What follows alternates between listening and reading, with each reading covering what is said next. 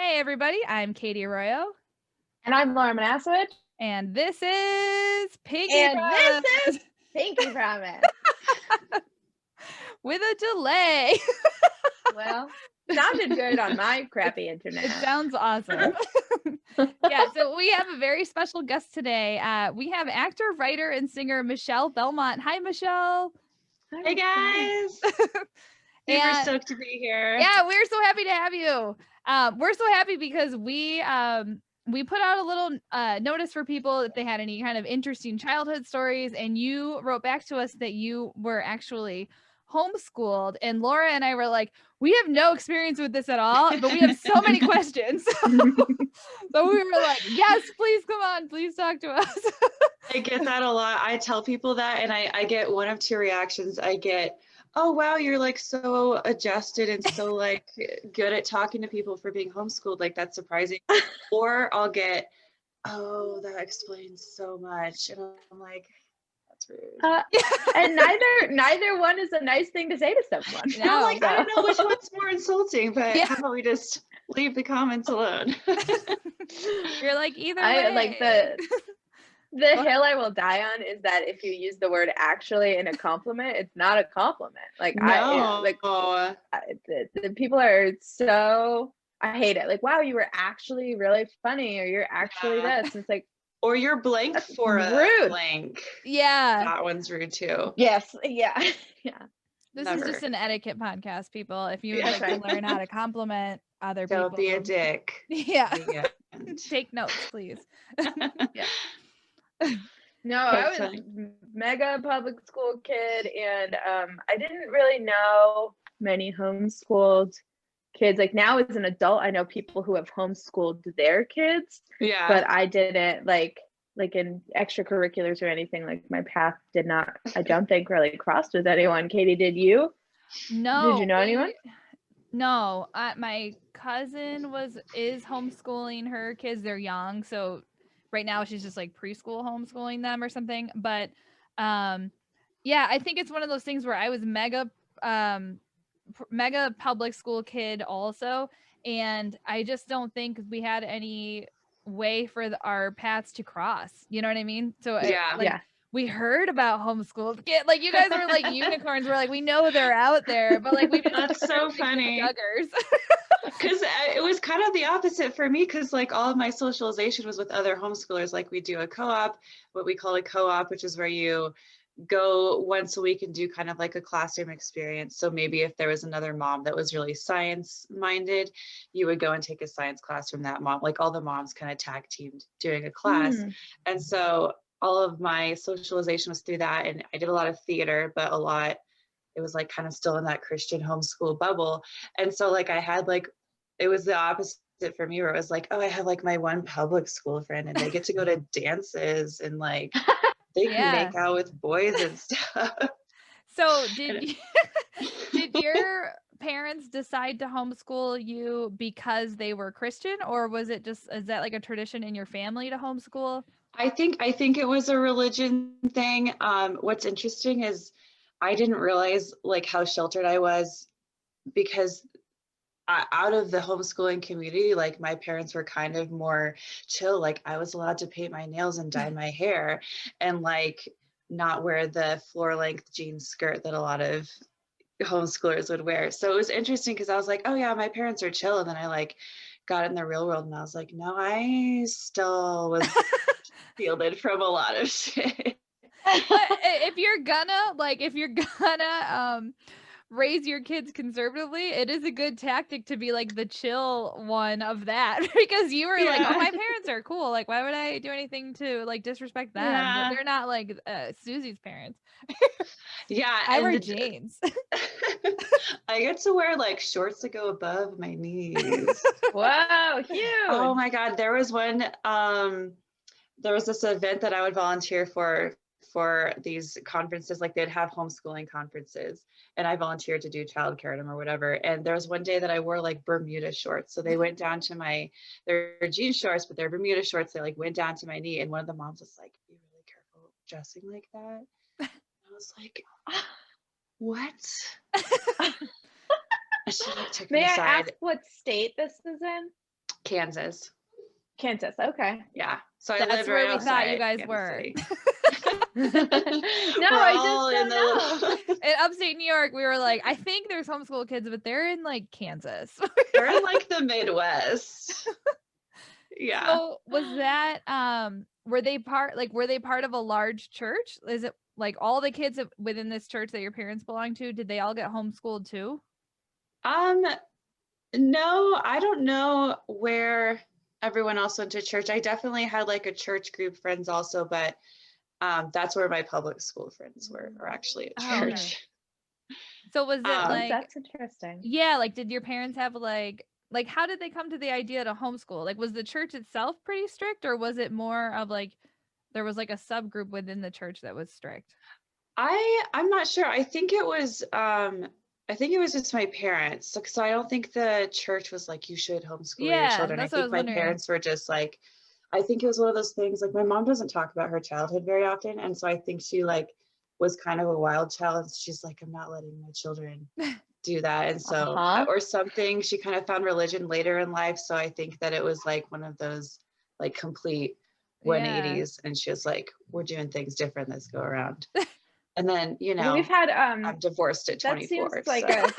that sounds like a kind of a common thing. Like we've like had a prior guest who was raised Jehovah's Witness, and it was sort of the same thing where like mom came into it as an adult with like, you know, had kids whose lives did not start out that way, who then had a harder adjustment when it was like, this is the ship we're on now, and like baby who like was basically born into it only knew that but didn't know that it was because like mom had led a life prior and like found her way in. And I've seen that several times with like moms that got pregnant early young, and then them being like, you're not allowed to talk to boys, you're not even allowed to text boys, you don't talk, and then like the same thing happens and they're like pregnant at 18 accidentally, because it just backfires. Like it doesn't work. Like you can't tell people not to talk to boys. Like they're like, I just want to talk to them even more, even if I'm not interested in that guy.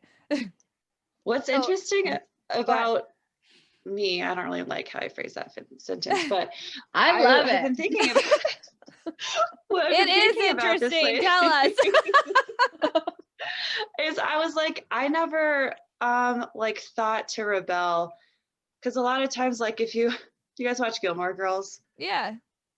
The character Elaine, like she has this whole secret life, and she like hides her CDs in the floorboards, and she like just lies to her mom and lives a double life. And it like never occurred to me to do that. Like I feel like a lot of people with strict parents would be like, oh, I would just sneak out and go drinking. But I took the tactic of trying to argue with them and like reason with them, be like, no, I should be allowed to listen to Ashley Simpson. I don't know why I wanted to listen to but there was like some known corruption. She was like, she says a bad word in one of her songs, can't listen to her. And I just like didn't do it. Like I think a lot of kids would have just like hid the music from their parents, but I was a good little kid. Do you have any brothers or sisters? Yeah, I have an older brother and I have 2 younger sisters. And actually I have a sister who's 13 years younger than me, and they've chilled out a bit with her. Like she was allowed to go to a dance last week, and I was like trying so hard to be supportive and be like, your dress looks so good, your date looks so nice. But in my head, I'm like, I never got to go to a dance. What the heck? Not fair. So did Super you jealous. So I was just gonna ask, so then your brothers were raised strict as well down to you, and then they kind of loosened? They're probably so tired. Older brother, and I think they were a little more lenient with him.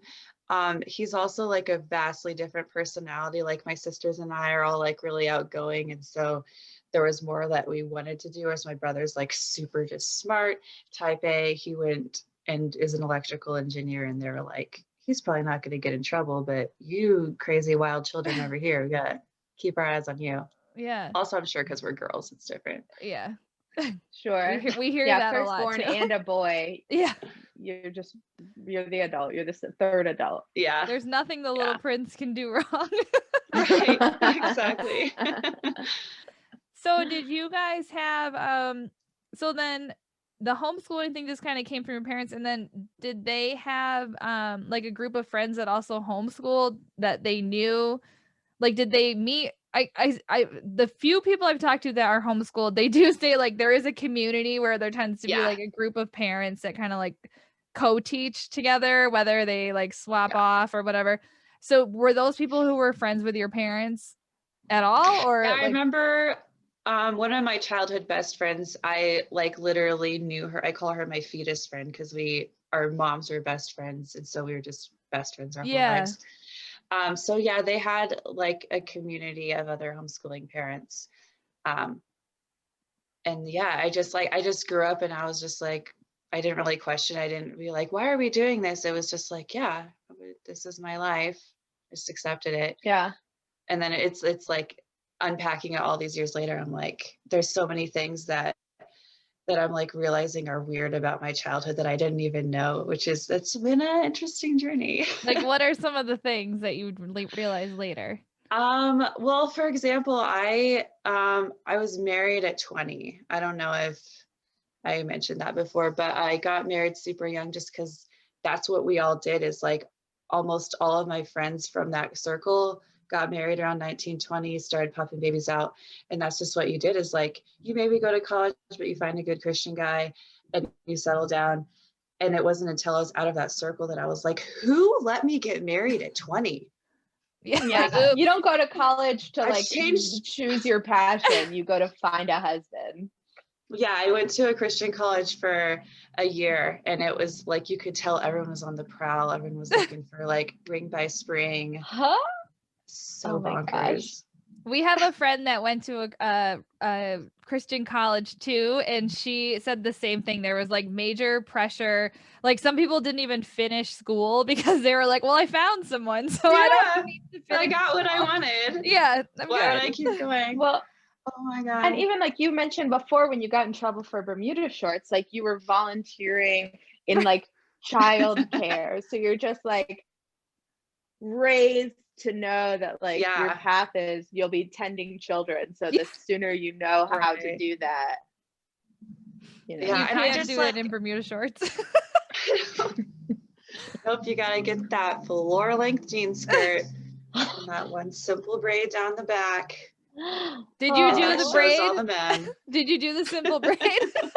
No, I was a little wild. I fucked around and did double braids. Ooh.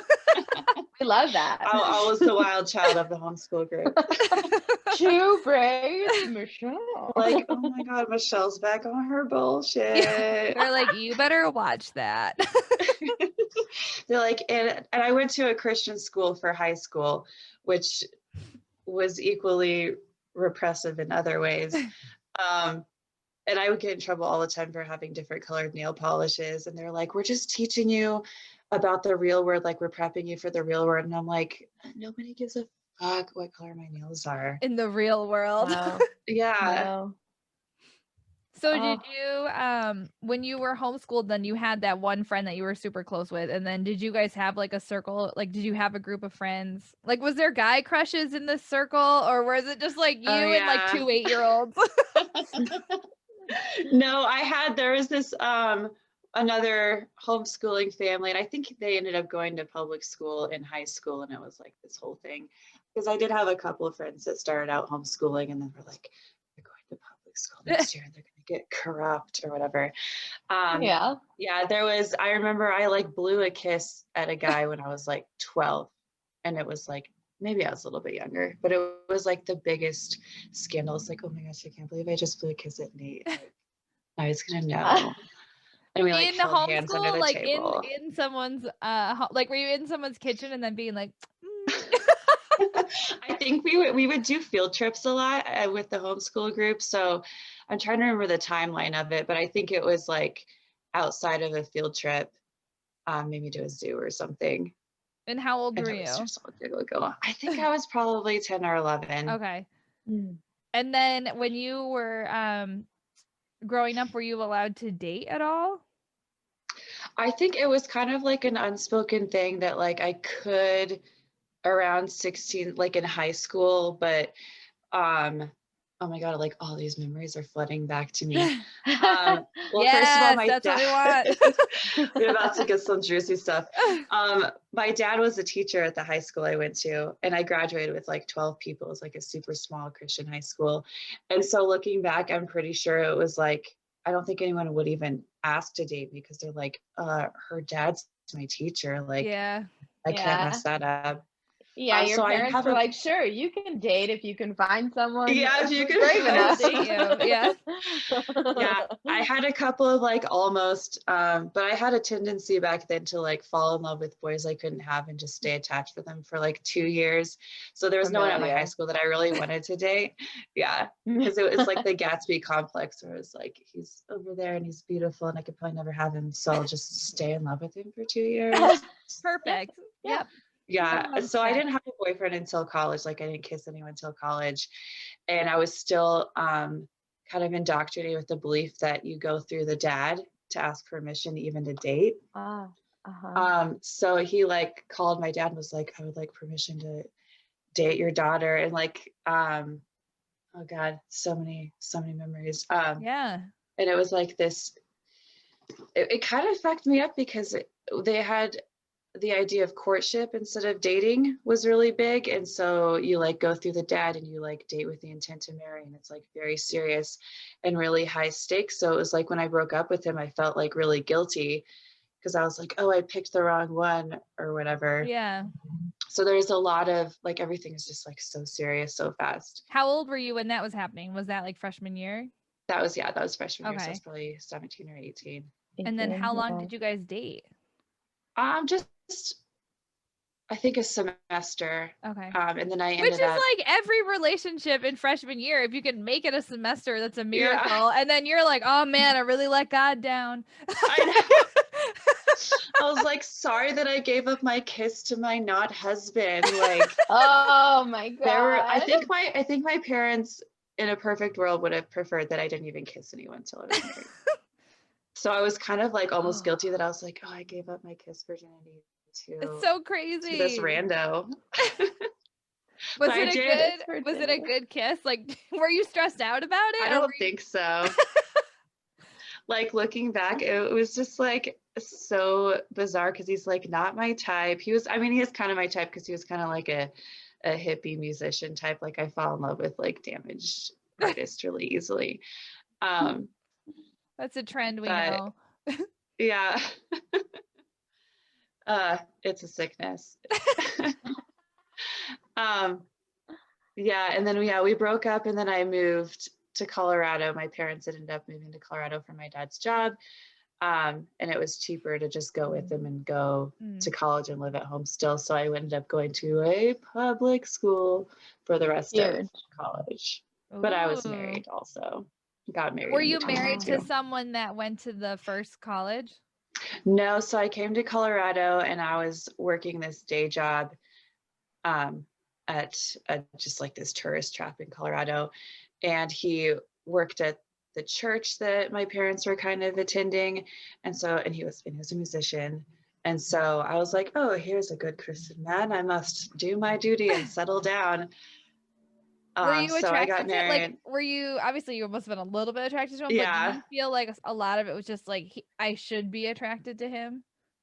I think I was attracted to him. I think that I'm drawn to, like I said, like kind of damaged, insecure. He's like, I was attracted to grumps a lot also, like curmudgeonly types. I am also. Yeah. It's because you want to be the one to make them laugh, I think. Right. Like I want to be the only one that you like. And that was the case, and it was not healthy because he didn't really have other friends and he didn't have people that he could talk stuff out with. Problem. Yeah. That's like that feels cool for a minute. It feels good for like 2 months, maybe max, and then you're like, you gotta like have a relationship. Get out there and not dump everything on me, man. Yeah. So you met him at 19 and were married at 20. I think so. Yeah, I think I met him at. Yeah, it must have been. I think because we only dated like maybe 8 months before we got engaged. How old was he when you guys were dating? He's only like 6 months older than me. So Okay. I think he had just same age, also young. I think he had just turned 21 when we got married. Like we couldn't have alcohol at our wedding. And your parents were just like, yeah, you know what? You should marry this guy that you just met. Yeah. Yeah. They were like all on board. They were like, cool. He works at a church. He's a Christian guy. Go. Cool. Go to town. Give him Go your ahead. kiss. Boxes check. Give him your sloppy seconds kiss. Like, you've already tainted yourself, but if he'll have you, despite all that, then you should go for it. So did you have close friends? Like, did you have any friends that were like, hey, maybe don't marry this guy? Or was everybody just like, yeah, do it? So my friends back in Kansas were still like, a lot of them were in the Christian homeschool, like also getting married at the same age. So we were all just like, yay, we're all getting married. Yeah. And then I didn't really have that many friends in Colorado. So I didn't really have anyone I think that's part of probably why I got married, is because like I didn't have other people to hang out with. And I was like, this is my one friend. Yeah. Let's lock this up. So yeah, I didn't really have like a college experience because of that either, because I was married all the rest of college. Did you guys did you immediately start living did you immediately start living like mini adults? You know what I mean? Like once you got married, you're like, all right, we got to get a place and I make dinner now. And, or were you just like, no, I'm still in college? Yeah, he was pretty good at not being like, you're the woman, you make dinner for me when I get home. But I like subconsciously had internalized all of this stuff about the man being the provider. And so like he had a full-time job and I was just kind of like dicking around. I was a theater major, so I was like doing a lot of theater acting stuff, and doing part-time jobs here and there. But it was just like, oh, he's the man, he's fine. I'll be like the what they call the helpmeet, is the wife's role in a Christian household. What is it called? The helpmeet? Helpmeet. Laura's face. I was like, Laura did not hear that. So she is not reacting. I heard like, help me. I didn't hear the T on the end of it. I'm like, she did not hear that. Yeah, it's weird. Yikes! It's like, I love it. Looking back, we did like premarital counseling, and I remember like one of the questions she asked us was like, what do you see the man and woman's role in the marriage was? And I just like recited all this stuff that I had been told, like the man is the provider and the woman is there to be the support and the help meet, basically. And I like picture like a really friendly cheeseburger. Ask me. I'm here to be the slab of steak. I'm gonna start calling my boyfriend my help me. I love it. Reverse those roles. Yeah. I just like cringe when I think back on all of these things that I like thought and that I said, because I forgot I said that until recently. And I was like, who was that? What the fuck? Crazy. It's crazy. Insane. So, like, and I remember. Sorry. Go ahead. Sorry. No, you. I was talking to a coworker about this, how like going back to wanting to find your spouse in college. So when I was at the Christian college, I remember like my goal in life was to be a worship pastor's wife, because I was in the music department a lot. Oh, yeah. Like a lot of girls would be like, I want to be a pastor's wife. Like I didn't want to be a worship pastor. I wanted to be a worship pastor's wife. Yeah. Like I liked music and I was studying music at the time, but still like my goal was to be the wife of a worship pastor. And I'm like, it blows my mind that I ever but to you, thought like that. In that scenario, that still is like, you are still aspirational in the sense that that's the highest goal. You know what I mean? Like some women would just be like, I just want to be a good wife. And you're like, I want to be the top bitch. Yeah. That's true. I was hungry for power even then. And my ex was he worked in the tech department of a church, so he would lead worship sometimes. So technically, I manifested that shit. Pretty close. You were there. Your vision board came true. I know. I was like, I gotta revamp my vision board if I'm that powerful. So did you guys? So go ahead. Several questions. How I know. far into when did you sort of feel feel some changes or thinking changes of what am I doing versus what I think I want to be doing?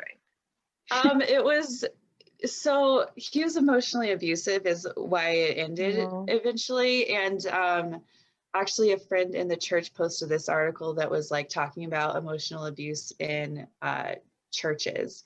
And I read it and I was like, that sounds like my marriage. Oh. And it took a while for me to accept it.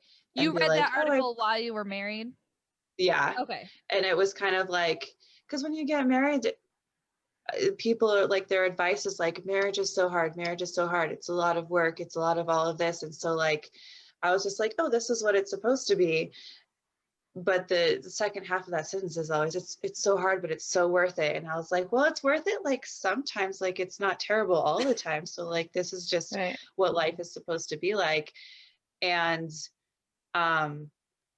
I saw that article and I was like, oh, maybe it shouldn't be like this. And then I slowly started unpacking and then unpacking why it was that I got myself into that kind of relationship because of the way I was raised. And so what kind of just things was he doing? Just isolating you, that kind of stuff? Yeah, it was a little bit of that, and it was a little bit of and I still don't think he's a terrible person. I think that he just that's all he knows. Some growing up he also had to do, and he didn't know how to get out of those bad patterns. So it was a lot of blaming me for things that went wrong. It was just a bunch of really little things, or I wasn't home on time. He's like, you said you're going to be home at 6 and it's 6:15. Where just this controlling kind of stuff.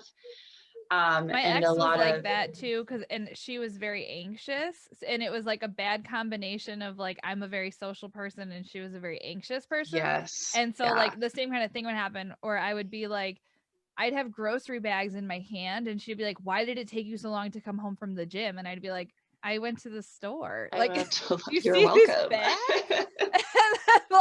It would be I remember I wore a tank top to work out and she was like, oh, you're wearing tank tops now? And I go, yeah, it's 90 degrees. And she was like, I just didn't think you were one of those people. And I was like, one of those people who gets hot? What is this? It's so bad.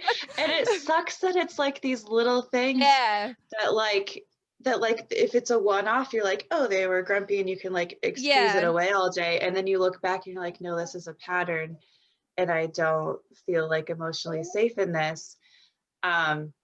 So then I went to church people and my parents, and the general consensus was oh, well, you need to pray harder, you need to be a better wife. That's what I was gonna ask.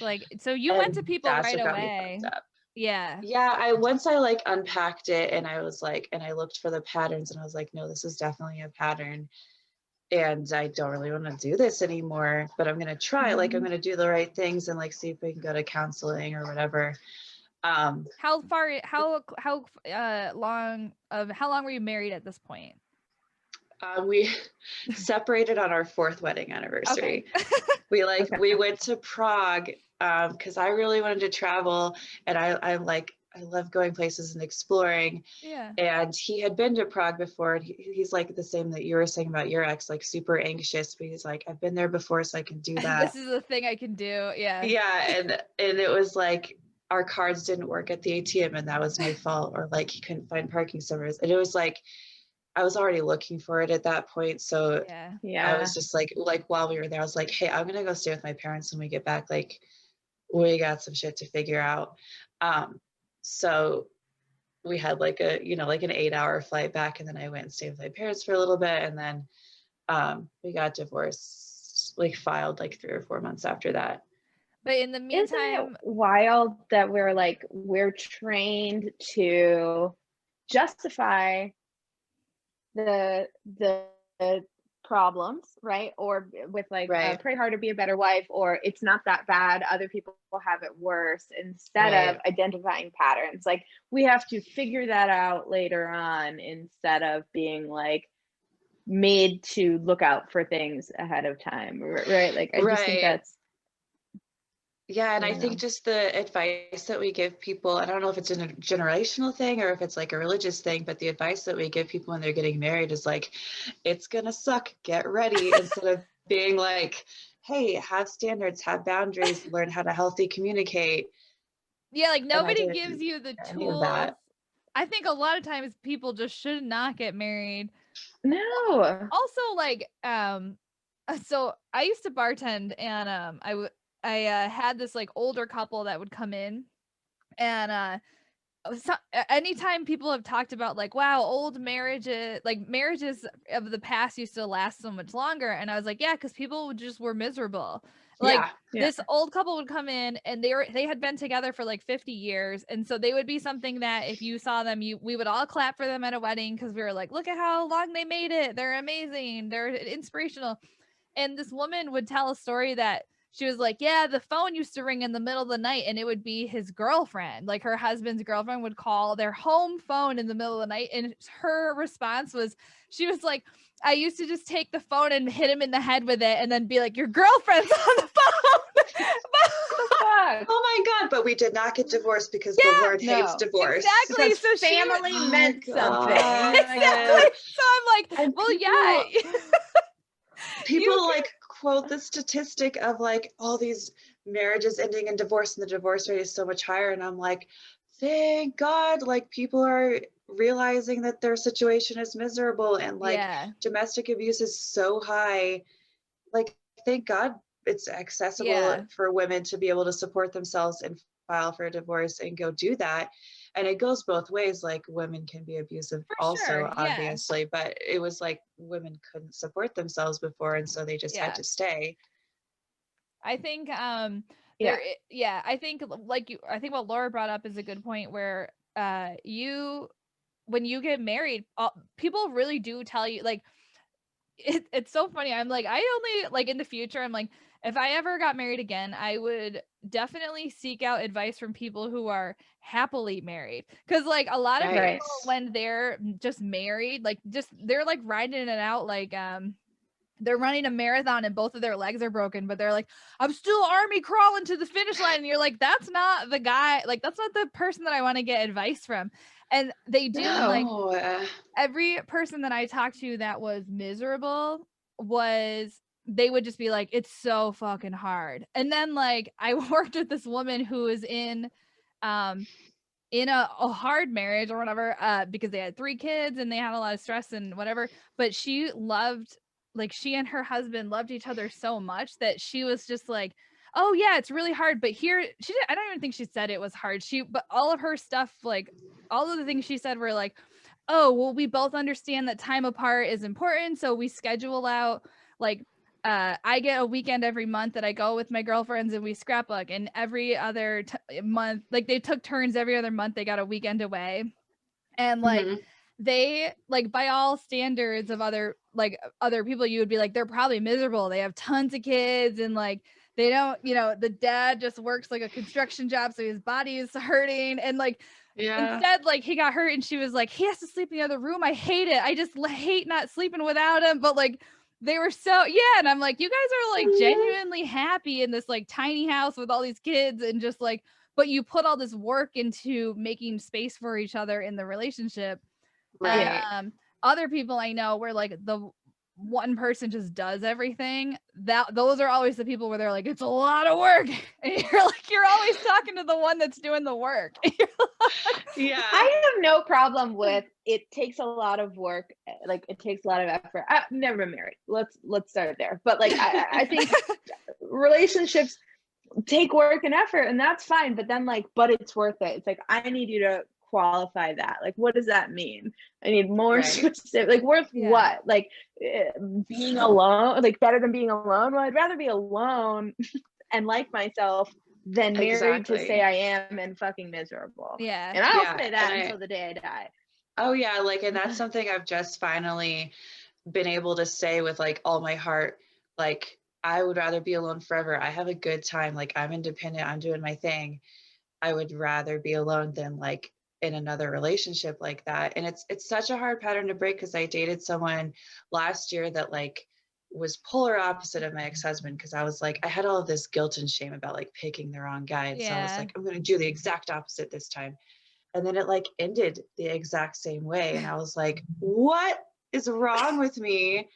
Like, why can I not break this pattern? But so fucking takes a lot of work, like anything good does take work. I do agree with that. I recognize the pattern, but at least you're recognizing it. Cause like Yes. I feel like I had the same pattern where I was like, I'm going to be the one. I only knew how to be in a relationship where I'm the control. I'm the control, or they're the control. And I considered myself, cool or whatever for being able to handle that person. Like I'd be like, oh yeah, they say all these terrible things, but I always give it right back. And then I'm like, why am I setting myself up? A minute.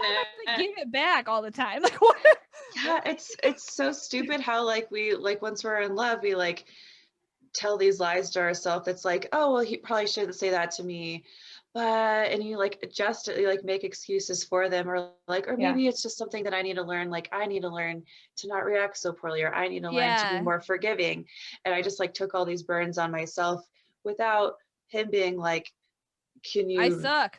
Yeah, like I suck. He's like, well, if you're gonna take them, then I guess. Yeah, he was like, yeah, take all those problems. Yeah. I'm over here sitting pretty.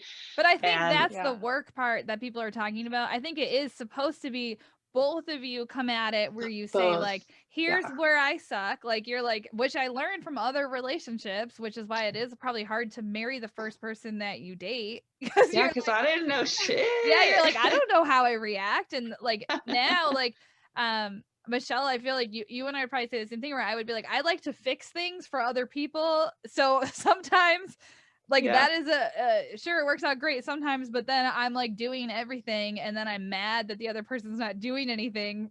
But I've been and I'm like, how they don't know the day I'm gonna be tired of doing it all. Like like they'll take as much as you give them, and you have to like establish boundaries. Yeah. And that's one of the things that I had to learn, is like dealing with my own codependency and my need to like take on other people's problems so I don't have to face my own. Yes. That was like a big revelation for me.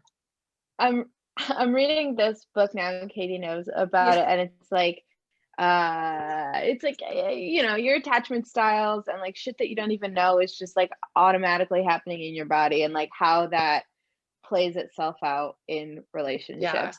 And it's like it's just like, here's your shame on 300 pages. But I meant like the part like I think Laura was reading it, like, she's like, I'm so mad at this book. That's when you know it's a good book. You're like, this is hurting my feelings. Well, and I'm like at the point now that it's literally like, make a spreadsheet of every relationship you've had, and like just fucking in this line, it's like, how did they act? In this line, how did it make you feel? What were I wonder if I read the same book. I feel like I read that. I don't remember. This one? Oh no! That would have been amazing. But so it's like, you know, all of this shit, and like, and now I feel like I'm looking at it through new eyes. But what was like amazing was like, first of all, look at all of this like crap that I've convinced myself was like my problem with all of this stuff. Like, you know, instead of like, hey, there was another person in there that you two were feeding off of each other. And also it's like, getting to rewrite the narrative is like very freeing, but also like noticing patterns that I never would have understood was a pattern because it came with like a different haircut, you know? But it's all like shit that I just like put up with in like a different style jeans, you know? I was like, that's totally different. Like, no, it's the same shit. No, he has a beard. It's not the same shit. It's not the same. So it's been very interesting as I'm like, you know, I feel like it's good to try to work your shit out or know what makes you tick and why.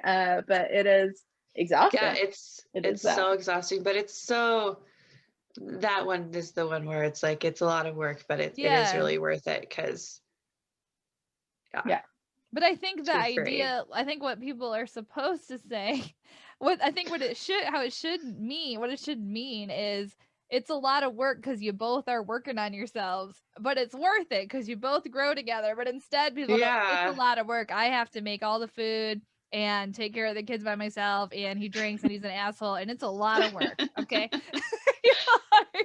You're like, but it's worth it. Because sometimes you never change my tire. Sometimes he kisses you on the forehead. Right. Yeah. What are you supposed to do with forehead kisses? They're not fair. No. So gentle. Yeah. Working for divorce lawyers for almost 3 years was like really insightful. And even like being able to see people like take their control back, or like if it wasn't bad, it was just like, hey, neither of us gets to be the best version of ourselves in what we're currently doing. Right. Wouldn't it be better for us and the young people that we've made if we can like make ourselves all happier, like set good example, all that stuff. So it was like just very insightful to sit at the front desk and be like, I did that job too, actually. I was a front desk at a divorce lawyer's office just for like 3 months, but you hear a lot of stories, a lot of good inspiration. You hear a lot of stories. So when you guys, when you got, like when you went to your parents' house, were they kind of like, you can stay here for a little while, but then you got to make this work? Yeah, they kind of flip-flopped a lot. They like initially were like, yeah, stay as long as you need. And then like the day before I was supposed to go there, they're like, I don't know, maybe you should stay there and work it out. And I was like, no, I don't feel safe in my house. I don't know where to go if I can't go there. So I mean, it was like really hard on them and confusing for them too, because they're like, we want to support our daughter, but we also don't want her to go to hell for getting a divorce. Yeah. So you can paint your nails, but at your house, can you throw on a pair of Bermuda shorts and make it work? Just show him that knee that we know you like to show off. Get back in there. You can get him back. You'll get him back, hon. And you're like, I'm leaving him. You can get him back. It's all right. Just say sorry. It's fine. Just feel good. So did they eventually come to accept it, or are they still kind of like, well, I don't really know. We had a falling out, and then I went and lived in Australia for half a year and didn't really talk to them very much. Because of this or because of something else? Yeah, well, partly I had like wanted to do it because I'm like a travel person, free spirit child that needs to go places all the time. But it was a lot of that. It was like I was like, I need to get out of the country and figure my shit out. So I worked as an au pair for like 6 months. And then, I got back in it, kind of like, don't talk about it. It's kind of like pretty surface level. I don't really know. I guess we'll ask me in a few years. We'll see. I don't know if it's ever really going to be resolved. Like, did they ever sit down and say did they ever like expressively say that they didn't support it, or were they just kind of like being passively not supportive?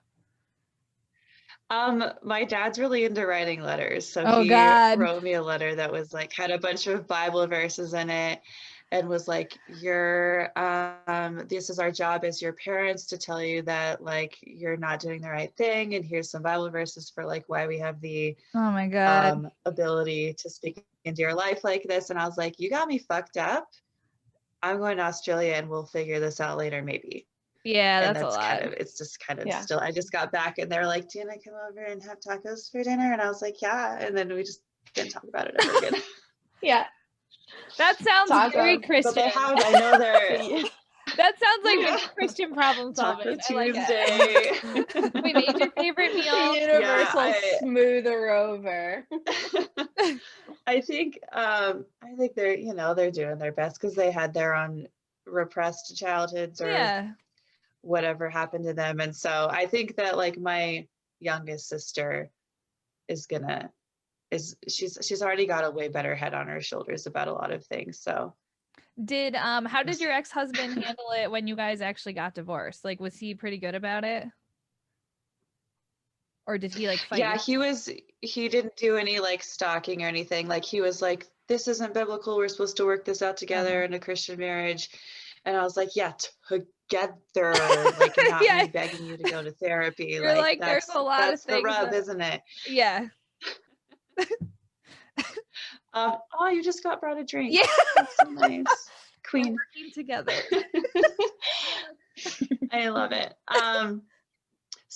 But by the time I was like, no, this is what I want. Like, he was like, okay, like, let's do this. And it was really amicable, actually. Like, we didn't have to, like, we didn't really own anything. We didn't have kids. So I was just like, we bought a house and we had owned it for like a few months. So I was like, take the house and that dog, I'll take this dog and my shit.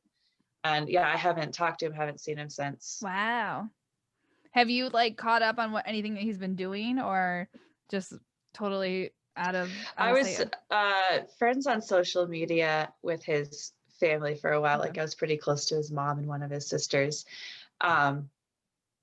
So I kind of like peeked in every once in a while, and I was like, this isn't healthy, and I don't really care that much. So I ended up deleting all of them. Yeah.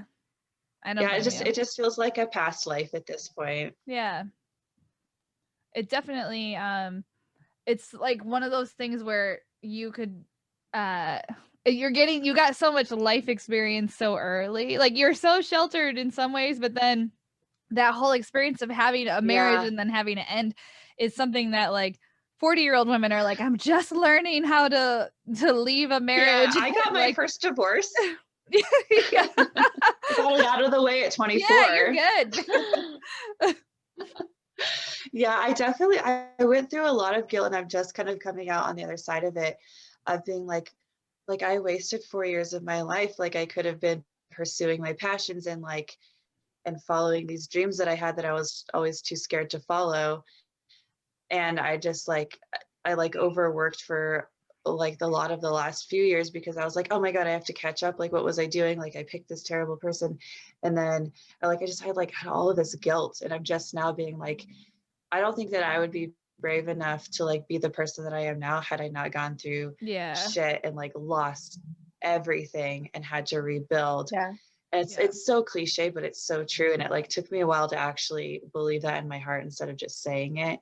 So I was like, oh yeah, this experience made me stronger, but I still had all of this guilt, oh my God, that's 4 years of my life. What could I have been where could I be now really, if I had wasted it? At 20 to 24, you would have just been getting drunk during college. So you're fine. But there is something and what about being I only own a dish towel. Because when I got divorced, I was like, I just got nothing. The judge was like, do you feel comfortable with he's like, you're sure with this arrangement? And I was like, yeah, it's fine. I just don't care. I just want this to be over. It's fine. Yeah. And I'm like, it's bad when the judge is like, really? You're sure? Yeah, because he made a lot more money than me. He had a full-time job. I was part-time here and there. And he was like, my mom thinks that you're going to try to take money from me. And I was like, no, I swear, you do, you go. And so it didn't even get finalized until I was in Australia, and I had all my mail sent to my friend's address, and she just texted me. She's like, hey, your divorce decree came in the mail. And I was like, cool. And then I was on a bus, and I was crying on public transportation. That's the way to do it. You've never cried on public transportation. It's quite the life experience. I recommend it. Yeah. You're 10 out of 10. Highly recommend. And I would wager you did not waste time because you just sort of learned how to what you will and will not accept now. The time was just spent differently than we weren't living our dreams, but we were learning how to be a better adult now, Yeah. And I'm finally realizing that I do have a lot of life experience and stories under my belt now because and a lot of hopefully wisdom at some point. If you were a comic right now, people would be like, oh, that bitch is gonna get 20 more minutes out of this. You'll get an hour special out of this. So Michelle, where can people find you on social media? I'm on Twitter and Instagram, Fierce and Purple, which you have to be smart enough to know how to spell fierce to find me. We'll post it in the show notes for those of you that are spelling. There was this guy at a Taco Bell drive-thru that I was with my friends, and he was working at Taco Bell, but was still hitting on me. He's like, yeah, I make $9 an hour. That's this was just 2 years ago. I was like, that's awesome, man. He's like, so can I find you on Snapchat or Instagram? And I was like, yeah, my Instagram is Fierce and Purple. And He was like, how do you spell that? And I was like, you better figure it out. And I don't think he ever found it. But I always think of that whenever I tell people my handle. You're like, it's important. That's one prerequisite. One thing you will not take is if someone can't spell the word fierce. Right. The standards are pretty high now. You live and you learn. Well, thank you so much for being with us. We will figure out how to spell fierce and put it, like Katie said, in our show notes, so people will do the work, so people can find you. Love it. And thank you so much for sharing with us today. This was really lovely. Yeah. Thank you. Yeah, you guys are both really amazing. I'm really happy to have been on here. We're happy to have you. Yeah. And everybody listening, please like, subscribe. Please go ahead and leave us a review. We just got another great review that made Laura very happy. So please write out a nice review and we will be happy about it. Yeah. Thanks, 007 CW. We appreciate you. Till next week. Bye. Bye.